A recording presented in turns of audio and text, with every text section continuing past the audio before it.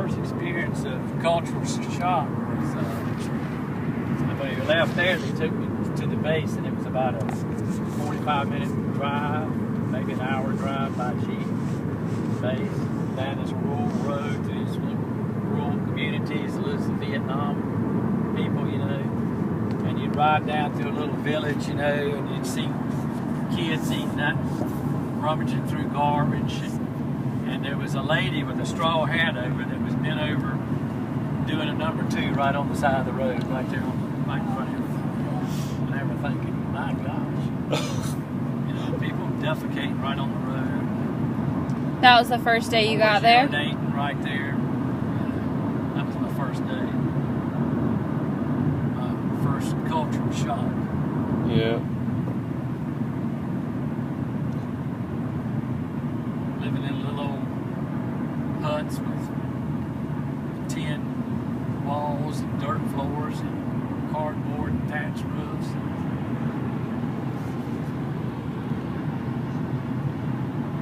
Think about Brenda Bergman's lesson that Sunday. How she felt. She was in the Czech Republic.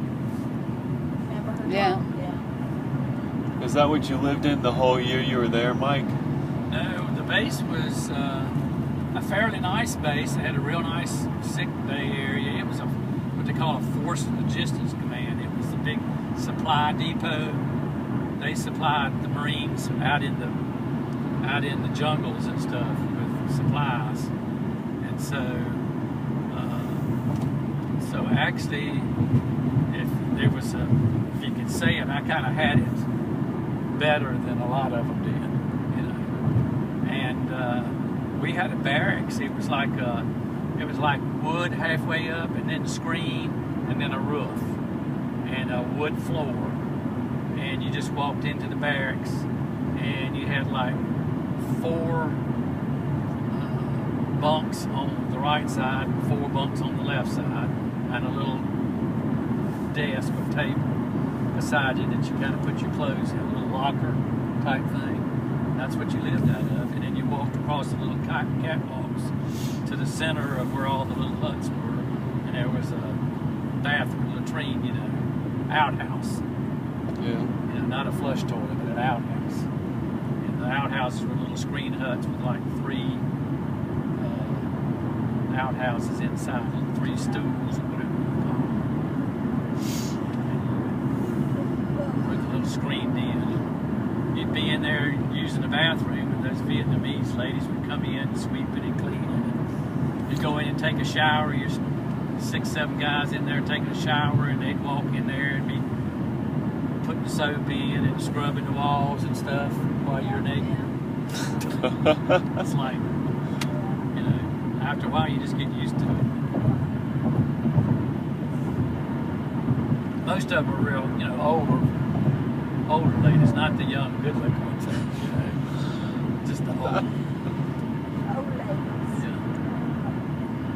They chew betel nut all the time because their teeth didn't have any health care. Teeth were all rotten, so the betel nut was like a analgesic. It was like a, you know, like taking Novocaine, chewing on Novocaine or something. You know? Is that a nut or is it a beetle? It's called betel nut. It wasn't a beetle, it was just something Like a plant? like a tobacco type plant or something. You know? Betel nut. And then they had a mess hall. The food was good, you know. Ate out of a metal plate, metal tray, and had little sections, you know, little like 3 sections here and a main section. You had a metal cup. You washed it out, and then you took it back to your hut.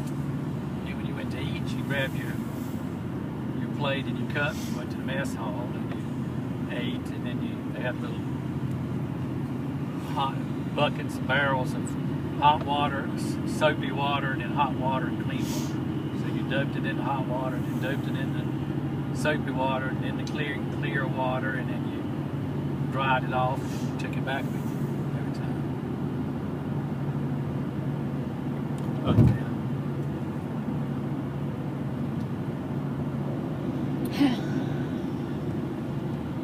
How accurate is Forrest Gump? I'd say probably pretty accurate. Did you ever But see I that? never really was out in the jungle part much. I went on a lot of patrols, but it was outside the base and go out mostly in the rice. You've probably seen Vietnam, you know, with rice fields, dikes between each rice field, and they would be flooded Yeah. rice fields, and water buffalo. They use them to, you know, to harvest the fields and plow and stuff like that. So I mean, you just walk by a water buffalo and it'd be like nothing.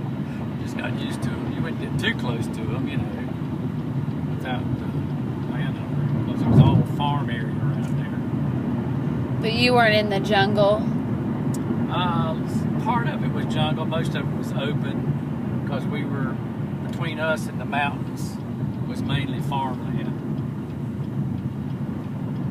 Now, I did go to the jungle some when I went on convoys. I had to go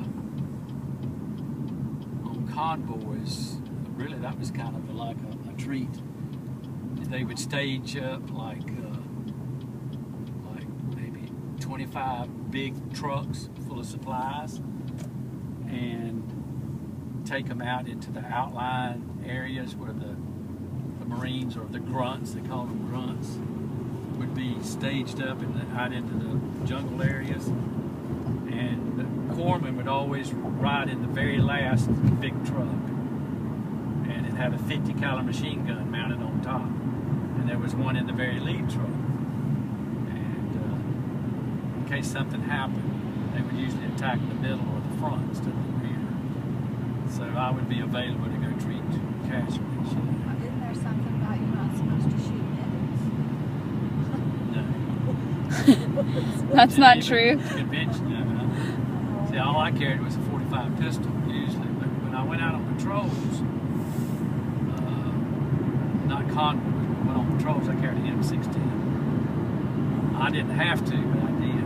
I had the option to carry. I would have wanted to. Yeah. Y'all need to do anything, I'm just going to go straight.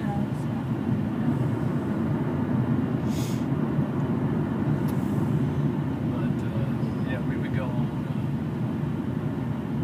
It kind of rotated around in the, you know, you had so many corpsmen that worked in the sick bay or dispensary or whatever you want to call it, and you rotated like 1 month you might work with, you'd work 2 months with the doctors, and the next 2 months you might work in the records where you check people in and give shots, and then the other time you would work in another department, you know, like the laboratory or the, you know, the pharmacy area.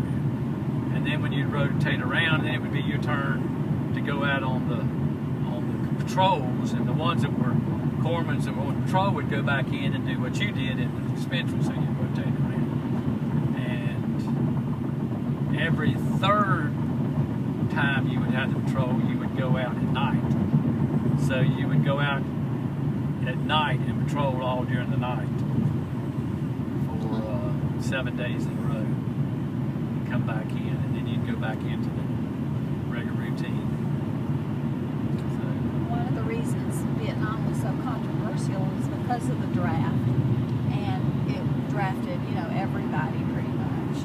So, like now versus you just have the volunteer army.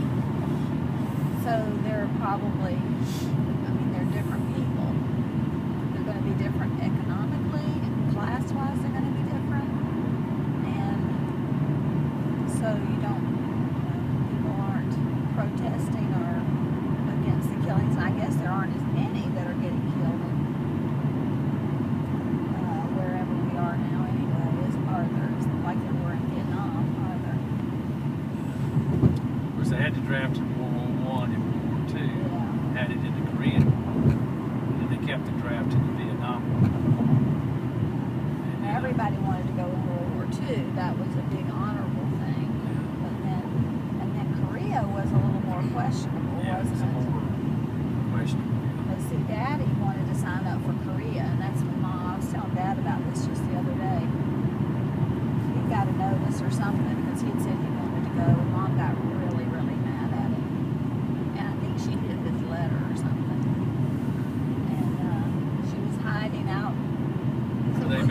Oh, yeah. Were they married? Yes, they were married. Oh, we had already been in the military, but he wanted to go back in. Yeah. And all of his family was looking for her? Yeah. Yeah. So you didn't have a big red cross on your helmet or anything? Like they do in the movies? No. I carried a thing with cartridges only and a 45 pistol, and I had a bag, first aid bag that I carried. It had all my little stuff organized, you know, bandages and different kinds of slings and tourniquets and medications and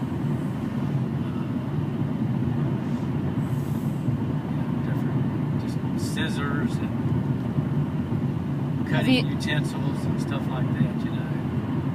Stuff to sew up. I mean, I knew how to sew people up, you know, like a cut.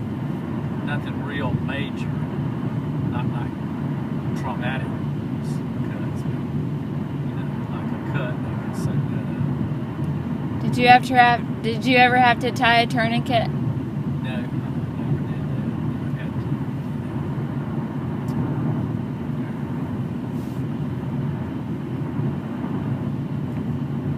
Of course, the main, the blood pressure, taking blood pressure and temperatures and pulse and stuff like that was regular.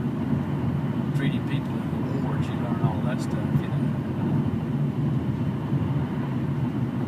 Administer medications,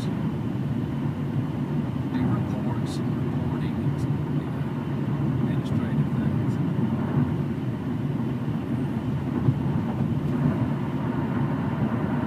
Treating sunstroke, heat stroke, broken bones, and cuts and stuff like that. First aid, basically first aid stuff. Was there like a head or like a doctor where you were at, or were you pretty much? Yeah, right. There were like 3 or 4 doctors. Oh, okay. Usually in Vietnam, where I worked at the dispensary, there's usually just one doctor on call all day, and then he would have maybe 2 doctors, and we'd have 2 or 3 corpsmen like me. That Marine would come in sick or something, and he would come in, and I would interview him. I'd sit down with him, and you know how you have a patient's chart when you're in the hospital. Yeah.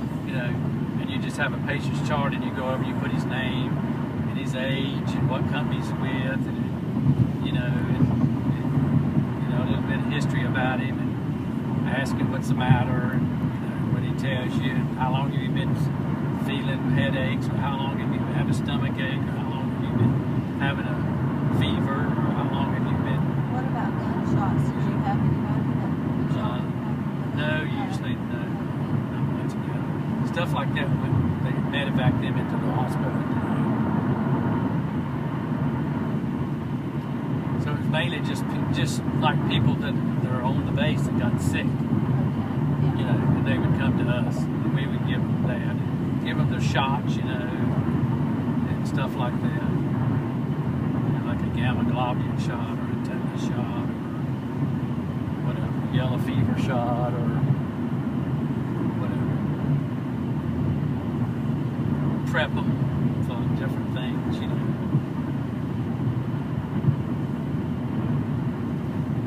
Dispense medications, write all that up, and then the doctor would see him, and then he'd come to me and tell me, well, I put this guy on this and that, give him this and this and that, and then I'd see him at the door, and the next person would come in and interview.